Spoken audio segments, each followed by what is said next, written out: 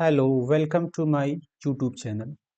हम अपने YouTube channel के थ्रू आप लोगों के लिए मैथ्स का सिलेबस कंप्लीट कराएंगे विथ पीवाईक्यूज। बुक के थ्रू हम लोग नहीं पढ़ेंगे, पीवाईक्यूज को सॉल्व करना है और पीवाईक्यूज के थ्रू ही सारे कॉन्सेप्ट को हम यहाँ पर डिस्कस करेंगे। और इस लेक्चर सीरीज का नाम है चैप्टर वाइज पीवाईक्यूज, जहाँ पर हर एक चैप्टर के लिए हम वन शॉर्ट वीडियो लेकर आएंगे। जैसे आज का चैप्टर है चैप्टर नंबर 1 रियल नंबर। तो रियल नंबर का जो भी पीवाईक्यूज है, सीबीएसई जो भी क्वेश्चंस पूछा है, वो सारे क्वेश्चंस को हम लोग सॉल्व करेंगे और एक क्वेश्चन में जो भी कॉन्सेप्ट यूज होगा उस सारे कॉन्सेप्ट को भी बेसिक लेवल से डिस्कस करेंगे। लेकिन पीवाईक्यू को करने से पहले मेरे लिए बेहतर यह है कि नंबर सिस्टम में एनसीईआरटी का जो भी टॉपिक्स है उस टॉपिक को अच्छे से डिस्कस कर लेते हैं। तो यहाँ पर 3 टॉपिक है: introduction, fundamental theorem of arithmetics और रिविजिटिंग इरेशनल नंबर। अगर आप नंबर सिस्टम में या रियल नंबर में अभी तक कुछ नहीं पढ़े हैं, जीरो नॉलेज है आपको इस चैप्टर का, तो ये एक लेक्चर ही आपके लिए काफी है। आपके एग्जाम का सारा क्वेश्चन आसानी से हो जाएगा अगर आप इस लेक्चर को अच्छे से देख लेते हैं और सारे कॉन्सेप्ट को अच्छे से प्रैक्टिस करते हैं।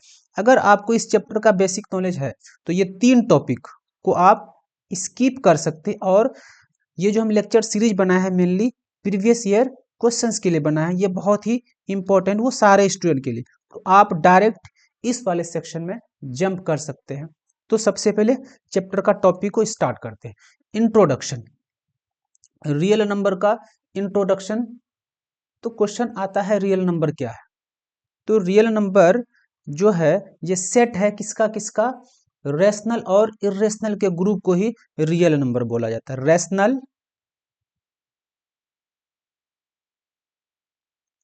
प्लस इरेशनल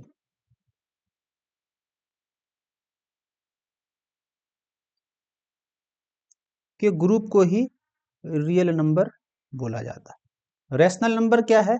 तो कोई भी नंबर अगर हमको रैशनल नंबर के बारे में पूछेगा तो सिंपल, अब कुछ नहीं रटना है, छोटा छोटा बात हमको सीखते हुए चलना है। रैशनल क्या है? कोई भी नंबर जो ए बाई बी के फॉर्म में लिखा रहे, जहां पर ए और बी को प्राइम इंटीजर होगा। ए और बी को प्राइम का मतलब ये है जो कॉमन फैक्टर होगा, common factor of A and B is only 1। A और बी का 1 के अलावा कोई भी कॉमन फैक्टर नहीं होना चाहिए। तो ऐसे ही नंबर को हम लोग बोलते हैं रैशनल नंबर। जैसे 3/7 लिखेंगे तो 3 और 7 का अगर हम क्या निकालें, कॉमन फैक्टर निकालें, 3 और 7 का कॉमन फैक्टर निकालें तो ये मेरे पास 1 आएगा। तो ऐसे नंबर को हम लोग रेशनल नंबर बोलेंगे। अब रेशनल और इरेशनल को जब मिला देते हैं उसको बोला जाता है रियल नंबर। तो फिर रियल नंबर के अलावा भी कोई और नंबर है? तो हाँ है, जिस नंबर को इमेजिनरी नंबर बोला जाता है उसके बारे में भी थोड़ा सा बता देते हैं। कोई भी नंबर अगर रूट के अंदर में हो और वो माइनस साइन के साथ हो, ऐसे नंबर को हम लोग इमेजिनरी नंबर बोलेंगे।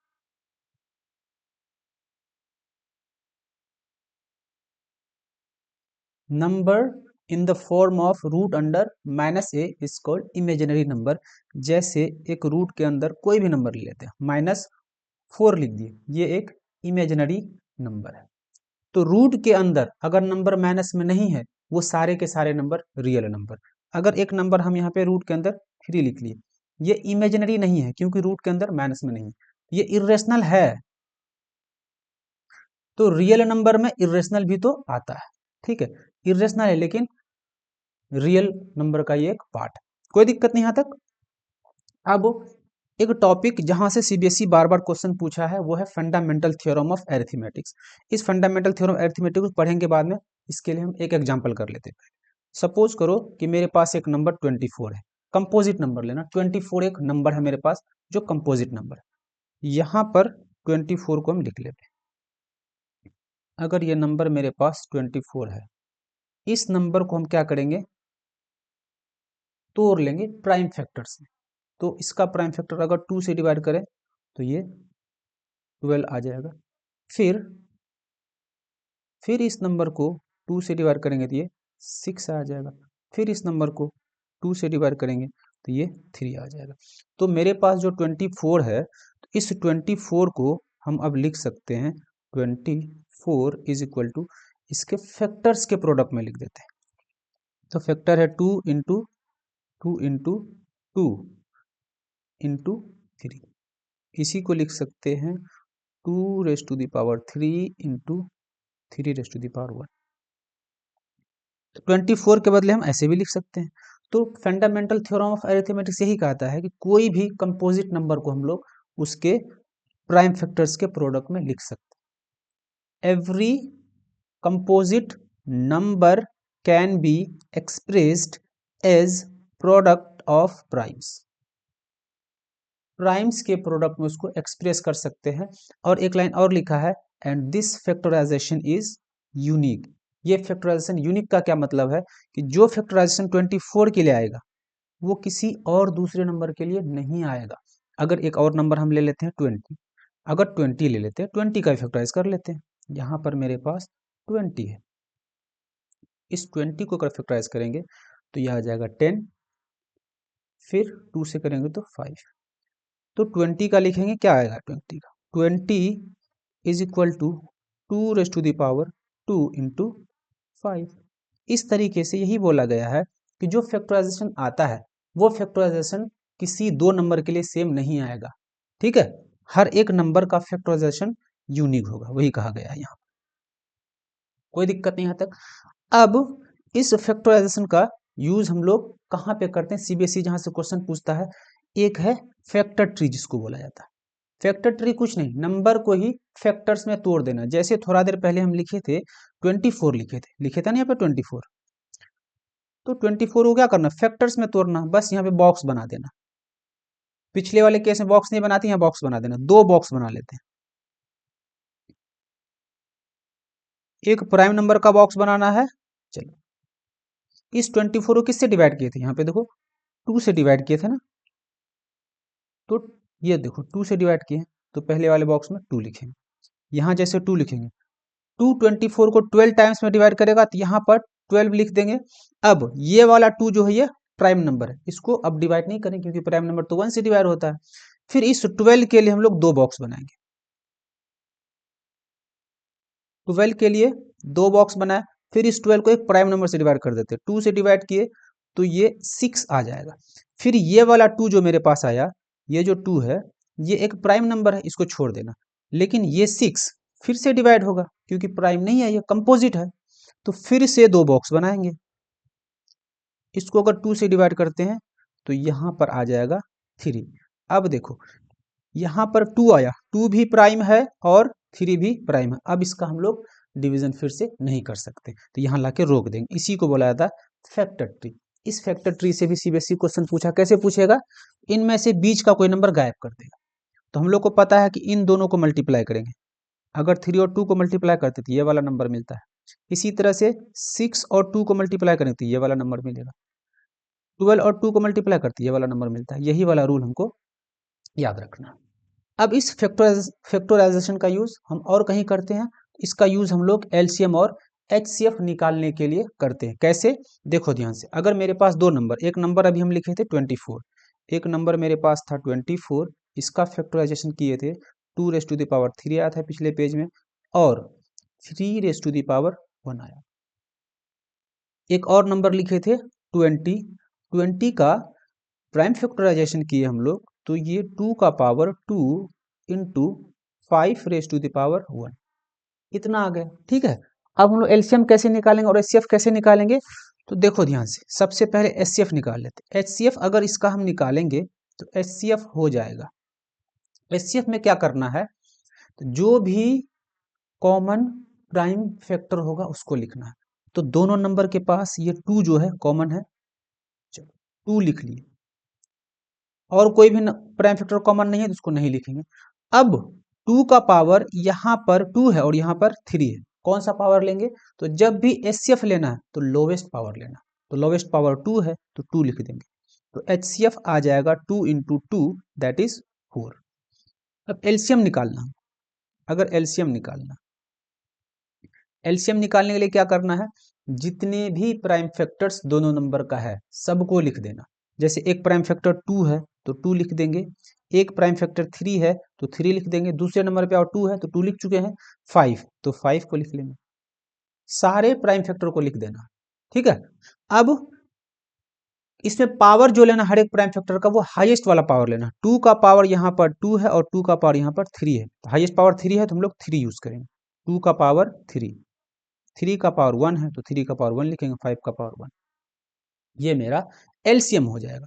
इसको सॉल्व करेंगे, 2 का power 3 it will become 8 into 3 into 5।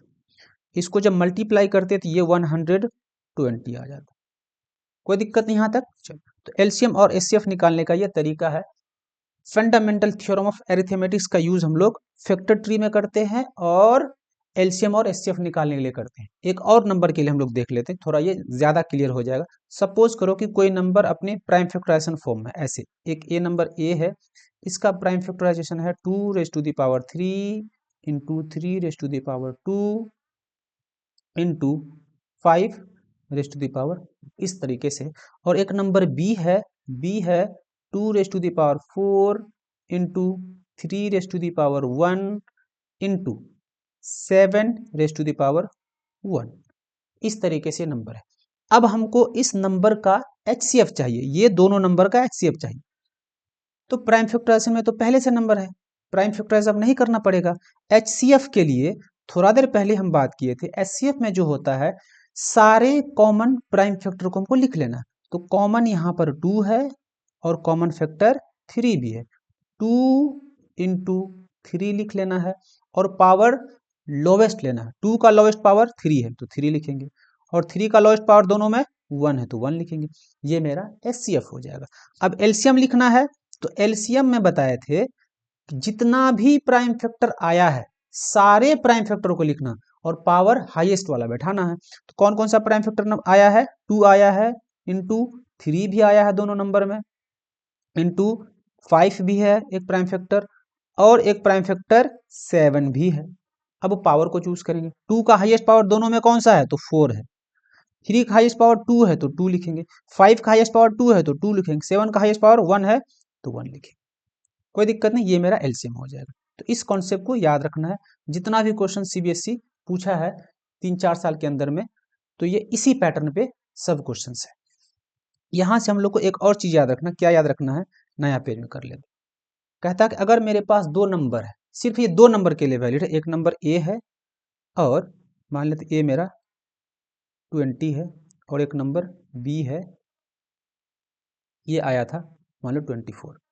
तो कह रहा है कि दोनों नंबर का प्रोडक्ट, जो दोनों नंबर का प्रोडक्ट ए इंटू बी अगर हम करेंगे तो ये बराबर आएगा दोनों नंबर के एलसीएम इंटू एचसीएफ के बराबर। इसको एक बार हम लोग चेक कर लेते हैं। नंबर मेरे पास ए और बी कितना है, ए और बी अगर 20 इंटू 24 करें ए इंटू बी तो ये आ जाएगा, यहां पर 24 लिख देते हैं, 24। इसका मल्टीप्लीकेशन करेंगे ये आ जाएगा 480। चलो एलसीएम इंटू एचसीएफ करते हैं।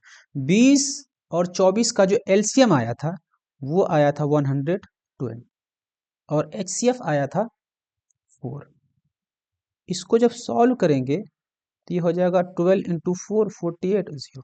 तो देखो एलएचएस और आरएचएस दोनों बराबर है कि नहीं है। इसका भी बहुत ज़्यादा यूज होता है। यहाँ पे मेरे पास 4 टर्म है, 4 टर्म में से कोई एक टर्म गायब कर देगा, एलसीएम पूछ देगा, एचसीएफ पूछ देगा, दोनों का प्रोडक्ट पूछ देगा, तो इसका भी बहुत ज़्यादा यूज होता है। तो ये था मेरा फंडामेंटल थ्योरम ऑफ अरिथमेटिक्स। अब अगले टॉपिक की तरफ चलते हैं। सॉरी, अभी जो एलसीएम और एचसीएफ निकाले थे उसी के बारे में बताएगा क्या करना है। देखो एलसीएम में क्या करना, एचसीएफ में क्या करना, product of the smallest power of each common factor, जो कॉमन फैक्टर वो लेना है। और एलसीएम में क्या करना है, सारे प्राइम फैक्टर लेना है लेकिन ग्रेटेस्ट पावर वाला लेना। कोई दिक्कत नहीं आता।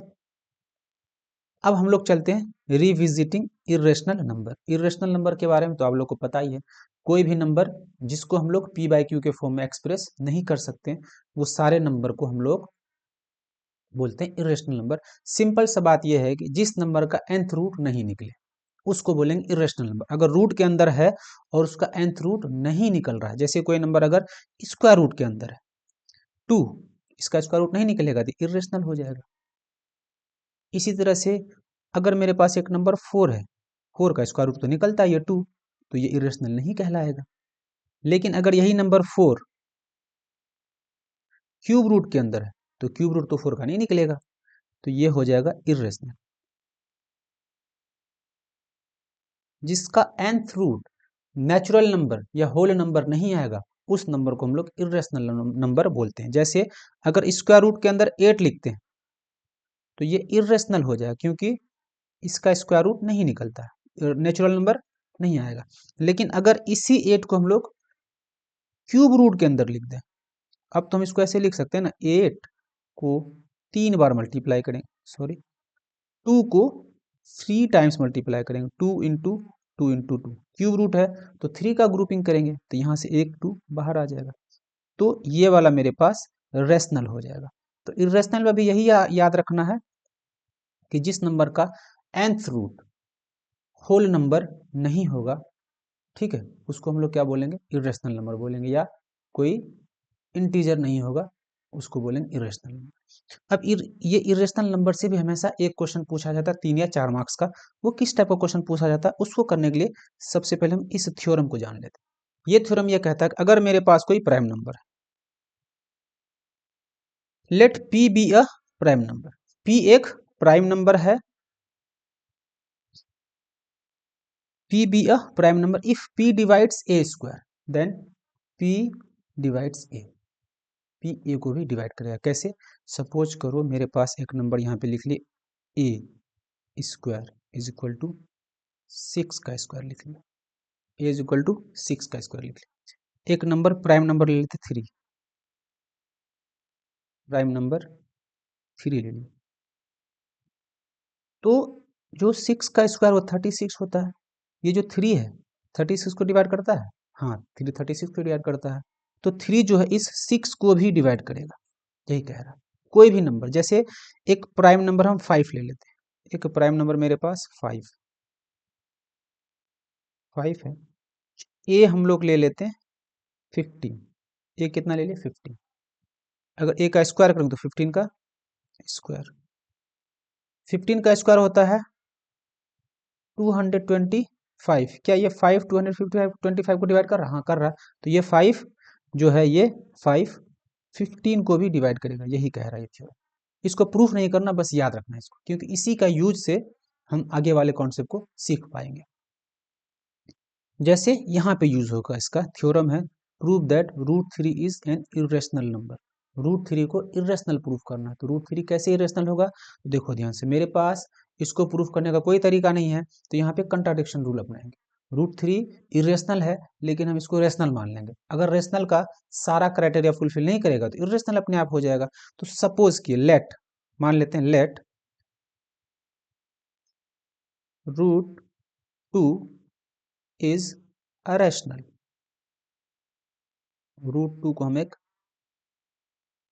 रेशनल नंबर मान लिया, ठीक है। जैसे रेशनल मानेंगे इसका मतलब रूट 2 जो है अब p बाई क्यू के फॉर्म में लिखा जा सकता है, root 2 is equal to p by q, जहां पर p और q एक इंटीजर होगा। कैसा इंटीजर? को प्राइम इंटीजर, और common factor of p and q क्या होगा? सिर्फ 1 होगा, 1 के अलावा कोई भी कॉमन फैक्टर p और q का नहीं होगा। यही मेन लाइन है, क्योंकि p और q मेरा क्या है? एक p और q मेरा को प्राइम इंटीजर है। चलो p और q को हटा के a और b भी लिख सकते हैं। चलो सपोज किए मेरा रूट 2 जो है वो a बाई b के फॉर्म में है, जहां पर a और b का कॉमन फैक्टर 1 होगा। p और q को हटा के a b लिख दो, ज्यादा अच्छा है।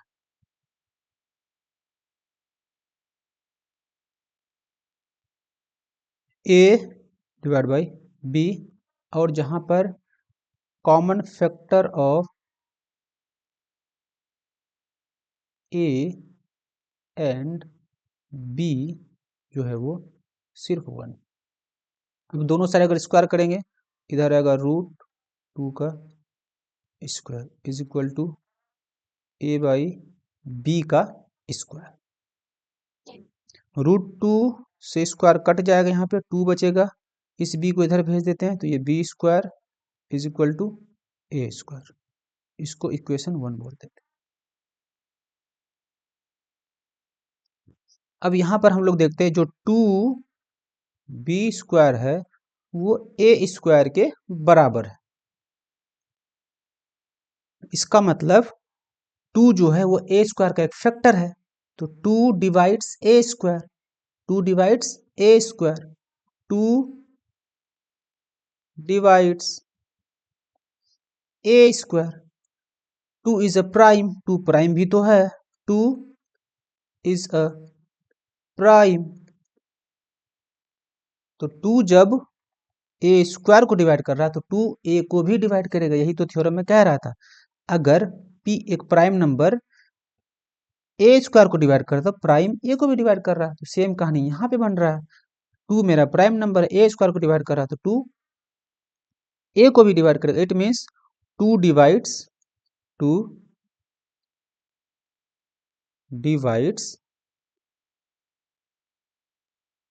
a, 2 divides a। 2 जब a को डिवाइड कर रहा है, इसका मतलब है कि 2 जो है मेरा a का एक फैक्टर है, तो यहाँ से लिख सकते हैं 2 is a factor of a। 2a का एक फैक्टर है। चलो इस लाइन को याद रखना। अब समझते हैं एक बात, छोटा सा बात जो हम लोग बचपन की क्लास में पढ़े। मान लेते मेरे पास यहाँ पे 2 है और इस 2 का 6 के साथ रिलेशन देखना। अगर 6 को डिवाइड करेंगे तो 2 3 जा 6 होता है। अगर हम इस डिवाइजर को क्वोशिएंट के साथ मल्टीप्लाई कर देते तो 6 मिल जाएगा। हम लोग लिख सकते हैं 2 इंटू 3 इज इक्वल टू 6 के बराबर। इसी तरीके से अगर मेरे पास 2 है, इस 2 को किसी ए नंबर का डिवाइजर बना दिए, तो मान लो इसको m टाइम्स में डिवाइड किया, इस 2 को m के साथ मल्टीप्लाई करेंगे तो हमको m मिल जाएगा। 2m is equal to a, ऐसे लिख सकते हैं यहाँ से। इसी का यूज हम लोग यहाँ पे करते हैं। इसको हम लोग मान लिए 2 जो है a को m टाइम्स में डिवाइड किया। लेट क्या लिखेंगे, let 2 divides a in m times में डिवाइड किया। जब m टाइम्स से डिवाइड करेगा तो इसको हम ऐसे लिख सकते हैं, 2 का मल्टीप्लीकेशन m के साथ जैसे करेंगे तो ये a के बराबर आ जाएगा, कोई दिक्कत नहीं। अब दोनों साइड हम लोग स्क्वायर कर देते हैं, स्क्वायरिंग बोथ साइड। जैसे स्क्वायरिंग करेंगे तो ये हो जाएगा 2m whole to the power 2 is equal to a²। अब इक्वेशन 1 में हम लोग जैसे चेक करें, a² का वैल्यू है 2b² के बराबर, तो यहाँ पे हो जाएगा 4m² is equal to a² के बदले यहाँ से 2b² लिख देते, 2b²। ये वाला 2 इसको 2 बार में कट करेगा तो बचेगा 2m² is equal to b²। फिर से सेम कहानी पे हम लोग पहुंच गए। 2 का मल्टीप्लीकेशन m² के साथ करते तो b² मिलता है। इसका मतलब 2 जो है b का फैक्टर है। 2 is a prime, 2 divides b², 2 divides b²। अगर 2b² को डिवाइड करा तो 2b को भी डिवाइड करेगा, 2 डिवाइड्स b, थ्योरम के अकॉर्डिंग डिवाइड्स b। इसका मतलब 2 is a factor of b। क्या लिख सकते हैं, 2 is a factor of b। तो क्या देखो, 2 b का भी फैक्टर है और 2 a का भी फैक्टर है।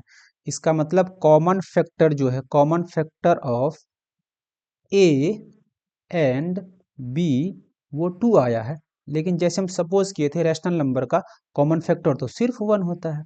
इसका मतलब जो हम सपोज किए थे वो गलत हुआ, तभी तो कंट्राडिक्शन अराइज हुआ है।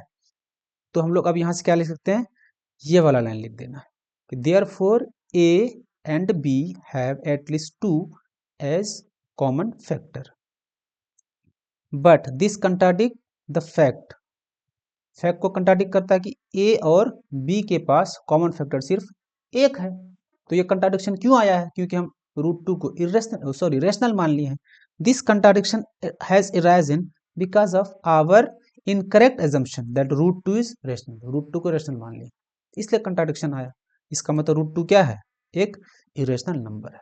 इसको इस तरीके से प्रूफ करने, इसके सारे स्टेप्स को याद कर लेना, याद ही कर लेना इसको। और ये वाला पार्ट बहुत इंपॉर्टेंट, ये लास्ट में लिखना। हमेशा इस टॉपिक से क्वेश्चन पूछेगा, कभी √2 के बारे में दे देगा, कभी √3 के बारे में दे देगा, कभी √5 के बारे में, कभी √7 के बारे में। तो सबके लिए प्रोसेस सेम है, बस नंबर चेंज हो जाएगा। दूसरा जो क्वेश्चन इसमें पूछता है, इस तरीके से पूछता है, क्या पूछा है, 5 - √3 को इरेशनल प्रूफ करना। कैसे करेंगे 5 - √3 इरेशनल, चलो देखो ध्यान से क्या करेंगे। इसमें मान लेते हैं लेट 5 - √3 रेशनल मान लिया इसको। जैसे इसको रेशनल माने हम, इसका मतलब 5 - √3 जो है वो किसके बराबर हो जाएगा, P/Q, क्योंकि P/Q एक रेशनल नंबर है। चलो 5 को RHS में भेज देते, इधर बचेगा -√3 इज इक्वल टू P/Q -5। इस वाले माइनस को अगर इधर भेजेंगे तो मेरे पास इधर सिर्फ बचेगा √3 इज इक्वल टू, प्लस वाला चीज माइनस हो जाएगा और माइनस वाला चीज प्लस हो जाएगा। तो यहाँ पे +5 -P/Q। अब यहाँ से हम क्या लिखेंगे, देखो ध्यान से, 5 एक इंटीजर है या रैशनल नंबर है, और P/Q भी एक इंटीजर है, तो रैशनल नंबर है। 5 एक रैशनल नंबर है, P/Q भी एक रैशनल नंबर है। Rational number minus rational number, ये वाला पार्ट तो रैशनल होगा,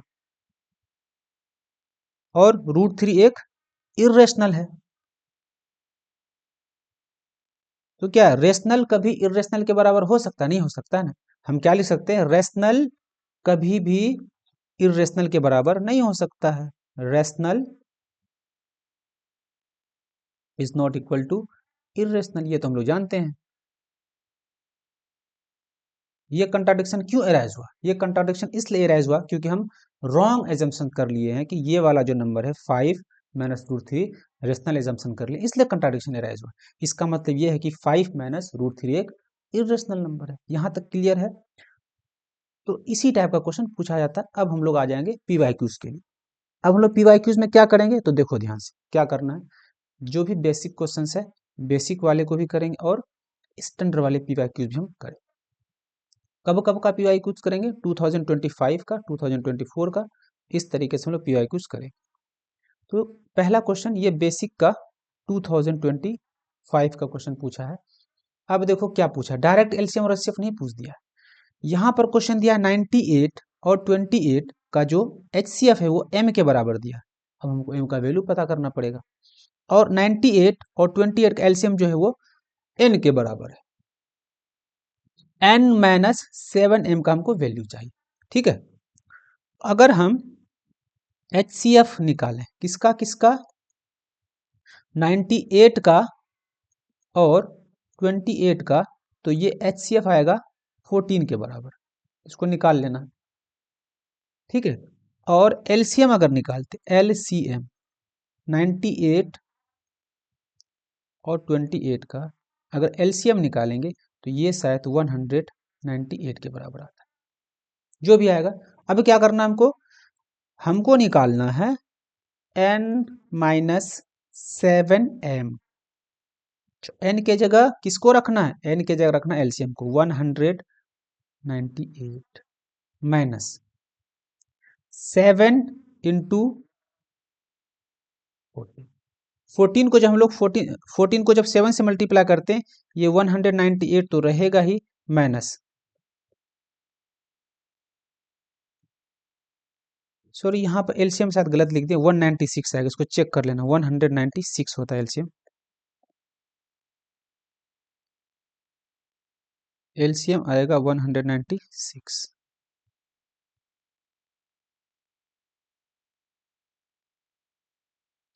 196 आ जाएगा मेरा एलसीएम। इसको एक बार फिर से कर लेते हैं। चलो एलसीएम कितना आया? अरे ये क्या कर रहा है बोर्ड। चलो इसको फिर से अच्छे से करते हैं। एलसीएम जो आएगा वो आएगा 196 और एचसीएफ जो आएगा वो आएगा 14।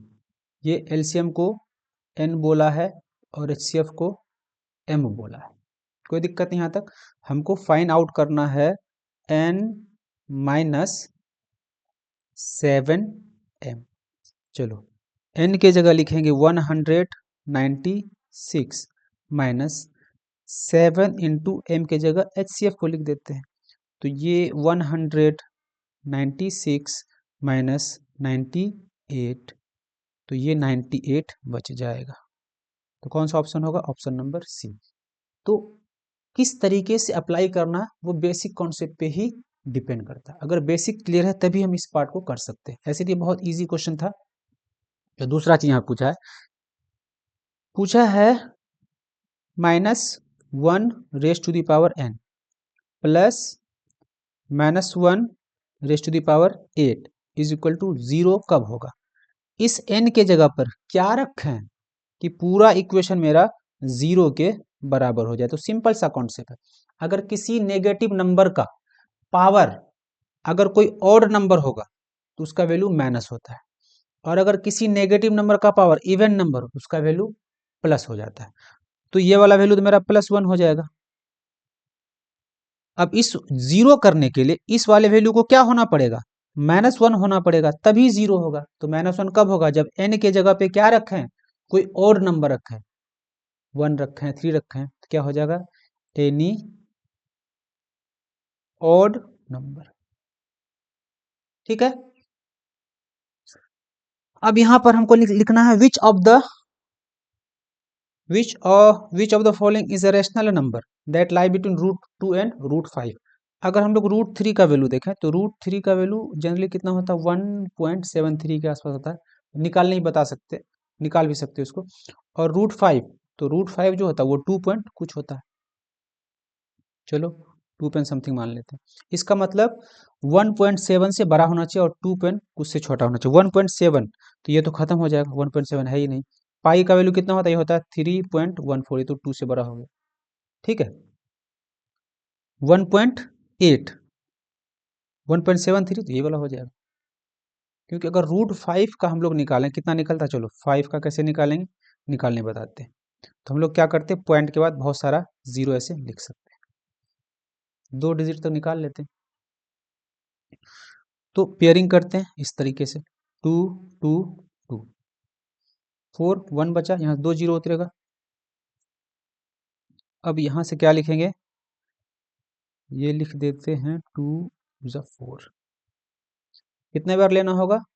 2। तो ये 2.2 होता है। तो ये तो मेरा 2.3 है, तो ये नंबर भी बाहर हो गया। समझ गए बात? इस तरीके से हम लोग को सॉल्व करना।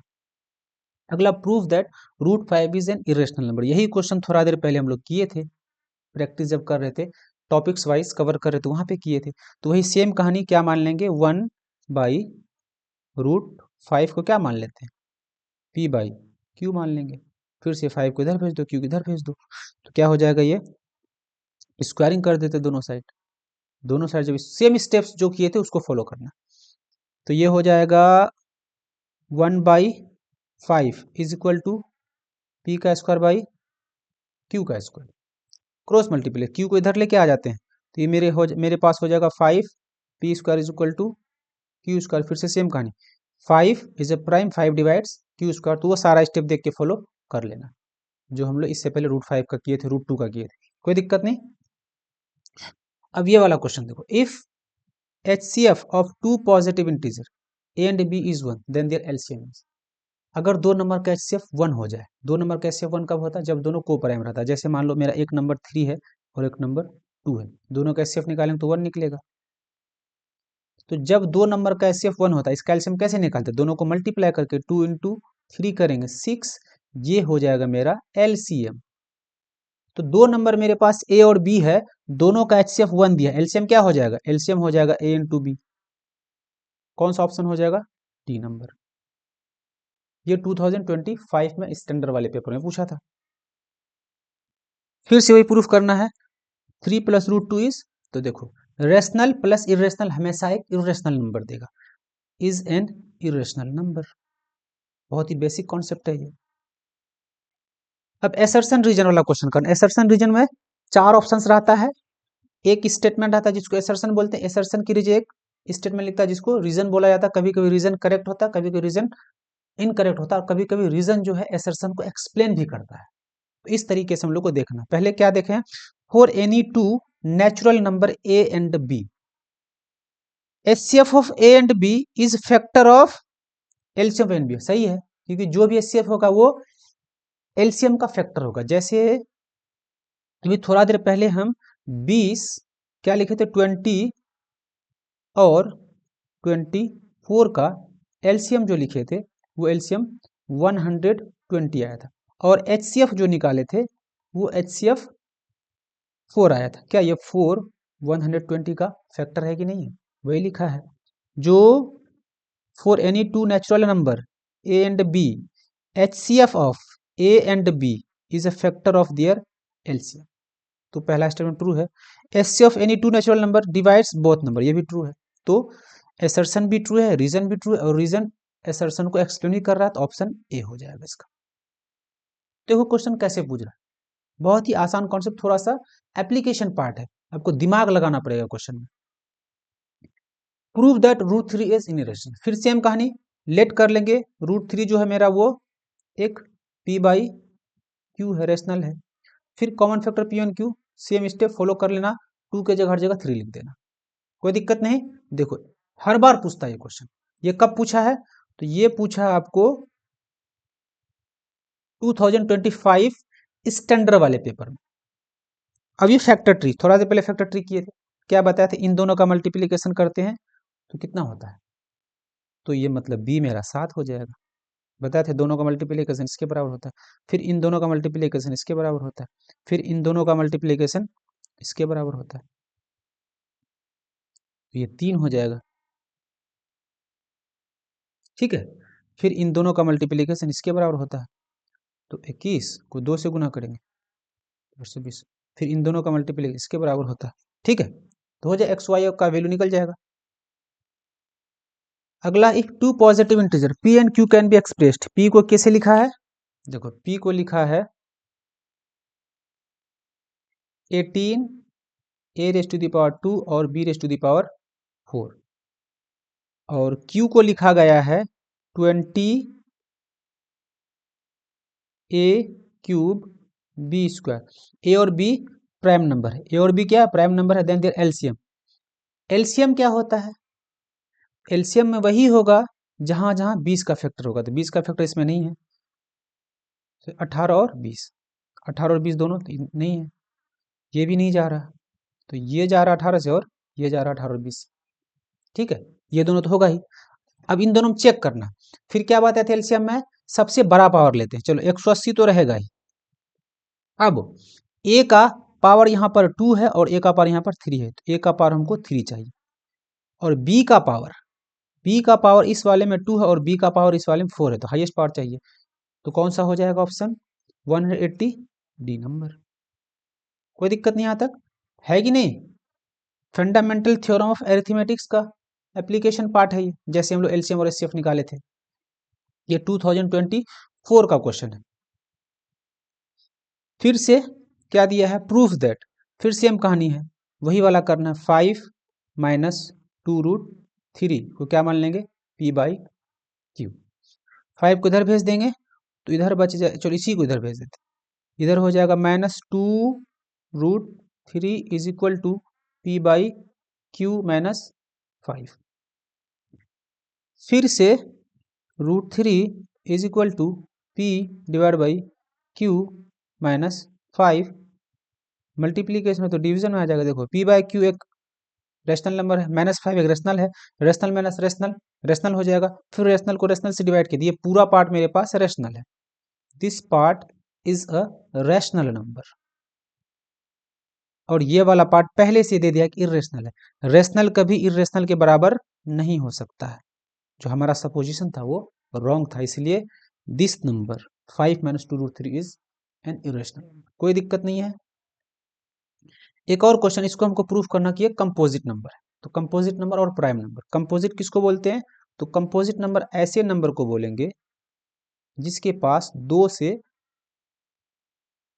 ज्यादा फैक्टर हो, मोर देन 2 फैक्टर्स। तो देखो जो भी नंबर, इस नंबर को कुछ देर के लिए हम एन मान लेते हैं। एन मान लिए, ये है 5 × 11 × 17 प्लस 3 × 11। अगर कोई भी नंबर है, कोई भी नंबर का 2 फैक्टर तो होता ही, इसका अगर फैक्टर लिखे अभी, एक फैक्टर इसका हो जाएगा एन। एक फैक्टर कितना हो जाएगा इसका? और फैक्टर्स लिखे, एक फैक्टर एन खुद होगा और एक फैक्टर 1 होगा। 2 फैक्टर तो अभी है ही, तो 2 फैक्टर है तो अभी हम नहीं कह सकते कंपोजिट है, यानी 2 से ज्यादा फैक्टर लेना है। देखो अब इस नंबर को हम क्या करते हैं, दोबारा लिख लेते हैं। ये नंबर है, यहाँ कर ली इसको। क्या इसमें हम कुछ कॉमन लिख सकते हैं? प्लस के लेफ्ट साइड में चेक करो, प्लस के राइट साइड में चेक करो। 11 है तो 11 को हम कॉमन लिख ली। 11 को जैसे कॉमन लिख, इधर बचेगा 5 × 17 प्लस इधर बच जाएगा 3। देखो 2 और फैक्टर हुआ, एक ये भी इसका फैक्टर है और एक ये भी एक फैक्टर है। एक factor, 2 factor, 3 factor, 4 factor, 4 factors हो गया इसके पास। एन के पास 4 फैक्टर्स। जब एक नंबर के पास 4 फैक्टर हो जाए तो वो नंबर खुद में कंपोजिट हो जाएगा। चलो बहुत ही आसान था ये। अब ये वाला क्वेश्चन देखो, ये एलसीएम और एचसीएफ का यूज है। क्या कहा है? 3 sets of physics, chemistry and mathematics books have to be stacked in such a way that the books are stored subject wise and the height of each book stack is same. The number of physics book is 144, chemistry book is 120 18 और mathematics का 192। assuming that the books are of same thickness, determine the number of stacks। कितना stake हमको चाहिए? तो सबसे पहले ये पता करना पड़ेगा ना, एक स्टेक को हाइट कितना होना चाहिए, हाइट कितना होना चाहिए, इसके लिए हमको एचसीएफ चाहिए। तो सारे नंबर का पहले एचसीएफ निकाल लेते हैं। तो 192, 180 और 144 का अगर एचसीएफ निकालते, एचसीएफ कितना होगा हम अपने सिंपल मेथड से निकाल लेते हैं। एचसीएफ 144 को 180 से कर लेते हैं एक बार में। 0 में से 4 जाएगा, ये हो जाएगा 6, 7, 36।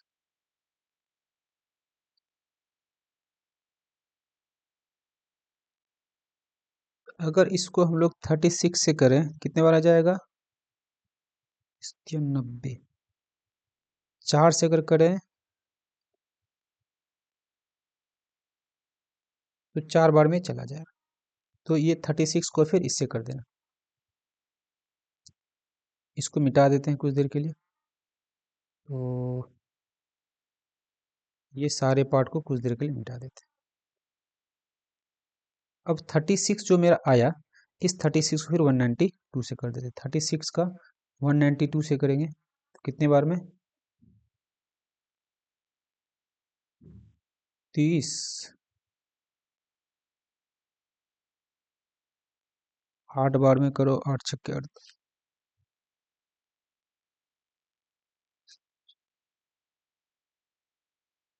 7 से करके देखते हैं।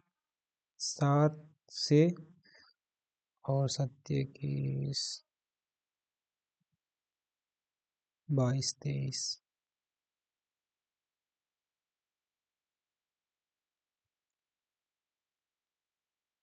ये 7 से नहीं लगेगा, इसको 5 से कर लेते हैं। तो जैसे 5 से इसको करेंगे तो 5 से करेंगे, 5 6 30, 5 3 15, 18, 180 हो जाएगा। ये आया 12, 12 से 36 चले जाएगा। तो जो मेरे पास HCF आया, HCF आ गया 36।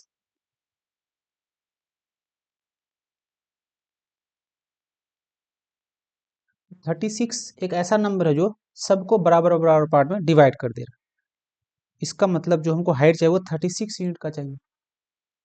अब करना क्या है, हमको कितना स्टेक बनाना पड़ेगा। 36 एक ऐसा नंबर है जो सबको डिवाइड कर रहा है। अब कितना स्टेक बनाना पड़ेगा, तो स्टेक्स फॉर फिजिक्स, अगर 4 हर एक नंबर के लिए करते हैं। 4 कौन कौन सा बुक है, फिजिक्स, 4 फिजिक्स, फिजिक्स के लिए कितना चाहिए, तो फिजिक्स का बुक है 144 डिवाइड बाई 36 को कितने बार आ जाता है, तो ये 8 बार में यहाँ से 8 आ जाएगा। 8 स्टेक लगाना पड़ेगा फिजिक्स के बुक के लिए। इसी तरह से 180 है डिवाइड बाई 36 करो, ये किसके लिए आ जाएगा, फिजिक्स है, उसके बाद फिर केमिस्ट्री है, ये केमिस्ट्री के लिए। 36 से कितने बार में,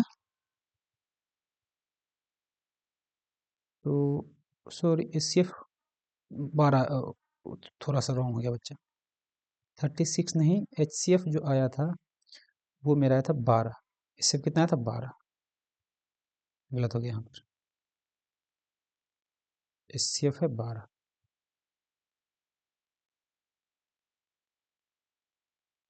HCF 12। अब हमको फिजिक्स बुक के लिए कितना कितना स्टेक लगाना पड़ेगा, फिजिक्स का टोटल बुक है 144, एक स्टेक में 12 बुक ही रख सकते हैं, ये हो जाएगा 12 स्टेक लगेगा फिजिक्स के लिए।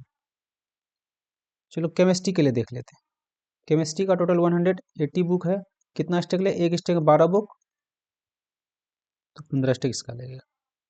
और 192 है मैथमेटिक्स का, मैथमेटिक्स का 192 डिवाइड बाई 12,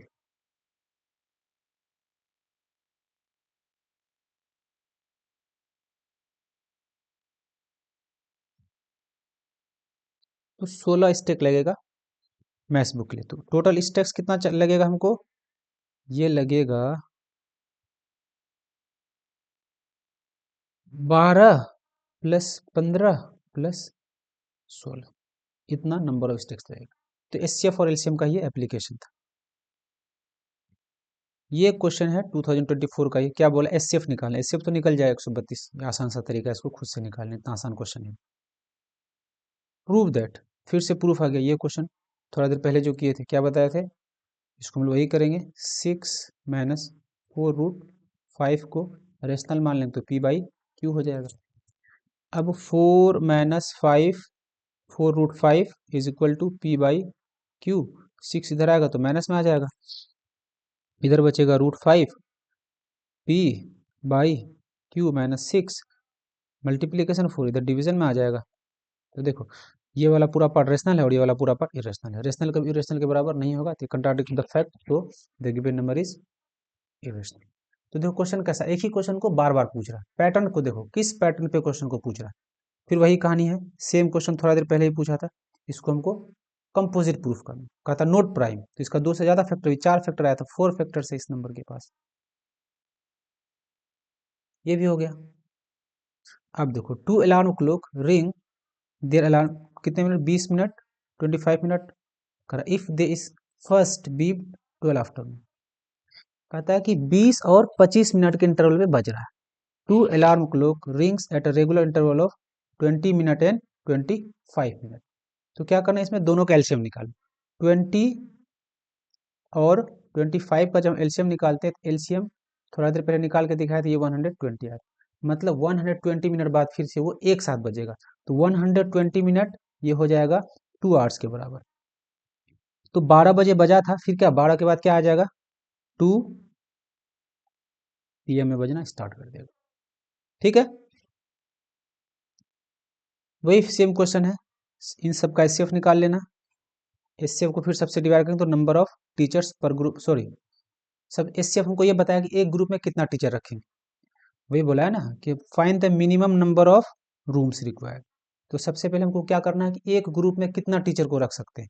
तो एक ऐसा नंबर जो सबको डिवाइड करे, तो 12 सबको डिवाइड करेगा, या सबका एचसीएफ निकालोगे तो 12 आएगा, 16 आएगा, 16 से एचसीएफ आएगा, जो भी आए इसको कर लेना, या कर ही देते हैं हम, ताकि बच्चे लोग बहुत आलसी हैं। चलो 16 एचसीएफ सबको कर लेना इसको। ये क्वेश्चन थोड़ा देर पहले करके दिए। प्राइम फैक्टराइजेशन, इस नंबर का प्राइम फैक्टराइजेशन तो बहुत आसान तरीका, 288, इसको लिख देना अच्छे से। देखो बाकी सारा को एलसीएम से प्राइम फैक्टराइजेशन से निकालना है। फिर सेम क्वेश्चन बार बार, देखो बार बार एक ही क्वेश्चन को पूछ रहा है। हाँ, ये वाला क्वेश्चन में क्या पूछा है, the perimeter of ABC is rational number, the sum of square of two rational number is always rational. क्या ट्रू होगा, perimeter of ABC rational, rational क्यों होगा, क्योंकि ये 3 है, ये 2 और 3 ये दोनों की स्क्वायर के बराबर होता है। तो 2 का स्क्वायर 4, 3 का स्क्वायर 9, और ये हो जाएगा 13। तो जो मेरा पेरीमीटर रेशनल नंबर तो है ही नहीं, इरेशनल हो जाएगा। ठीक है, उसका square sum of square of two rational number is always rational.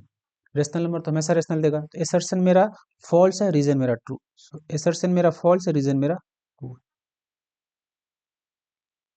चलो ये सब बाकी सब सेम क्वेश्चन कहता कौन है जो डिवाइड कर रिमाइंडर, क्या करना, पहले दोनों नंबर में रिमाइंडर निकालना। तो 85 को क्या करना है, 1 घटा देना। तो 85 में 1 घटाएंगे, ये बचेगा 84। फिर से 72 में 2 घटा जाएगा 70। अब दोनों को क्या करना, find the greatest number which divides, अब दोनों का एचसीएफ निकाल देना। चलो prove that root 5 is irrational, तो रूट 2 करके बताया है। फिर बहुत सारा क्वेश्चन सेम चीज आ रहा था, क्या इससे पैटर्न हमको पता चला कि 3 ही क्वेश्चन से बेसिक पूछ रहा है। तो इसको अच्छे से करना है सारे को, डू योर सेल्फ, बहुत ईजी क्वेश्चन है। इस लेक्चर को यहीं तक रखते हैं, इस लेक्चर को पढ़ते रहो, अपनी तैयारी को बेहतर बनाते रहो। इसमें जितना क्वेश्चन दिया इससे ज़्यादा कॉन्सेप्ट इस चैप्टर में सीबीएसई नहीं पूछता है। तो थैंक यू वेरी मच बच्चों, अपनी तैयारियों को बढ़ाते रहो।